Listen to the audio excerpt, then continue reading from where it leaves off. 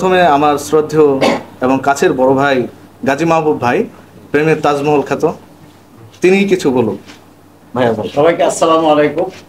আসলে আমাদের বলাটা আমাদের আকবর ভাই বলেছেন, আর আমি শ্রদ্ধার সঙ্গে সবাইকে খুব সম্মানিত করছি যারা বসে আছেন এবং শক্তিশালী বাণিজ্যিক চলচ্চিত্র নির্মাতা মন্তাজুর রহমান আকবর এক সময় চলচ্চিত্রের পর্দা যেভাবে কাঁপাতেন, মানুষকে যেভাবে সিনেমা হলে ঢোকার জন্য যে জাদু মন্ত্র ছাড়তেন, সেই জায়গা থেকে তো আমরা অনেক সরে গেছি বা আমরা হয়তো সেভাবে পারি না।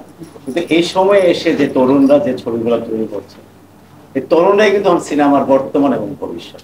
তার মধ্যে একজন দীন ইসলাম।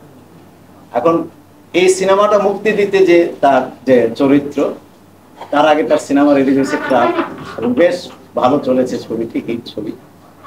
এই ছবিটি কিন্তু সিনেপ্লেক্সে বা নিতে চায়নি, বা অনেকে হয়তো সম্ভবত অনীহা প্রকাশ করেছে। এই বৈষম্যটা থেকে চলচ্চিত্রের আমরা মুক্তি চাই। একটি সিনেমা সব জায়গায় চলা উচিত, সিনেমা হল, মফস্বল হল, সিনেপ্লেক্স। কারণ দু একজন শিল্পী ছাড়া সমস্ত সিনেমার ব্যবসায়ী কিন্তু একই রকম।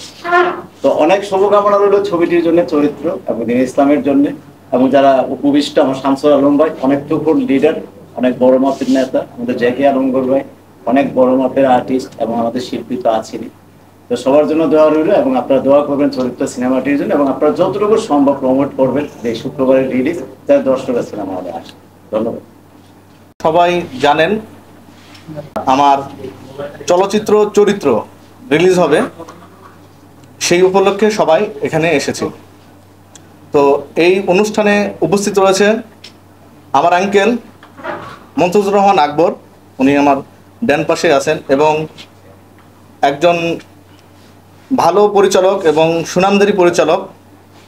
আর আরেকজন অতিথি হিসেবে আছে আমাদের সাথে শামসুল আলম ভাই, তিনি হচ্ছে একজন প্রযোজক সমিতির সাবেক সাধারণ সম্পাদক এবং বর্তমানে ফিল্ম ক্লাবের প্রেসিডেন্ট হিসেবে রয়েছেন।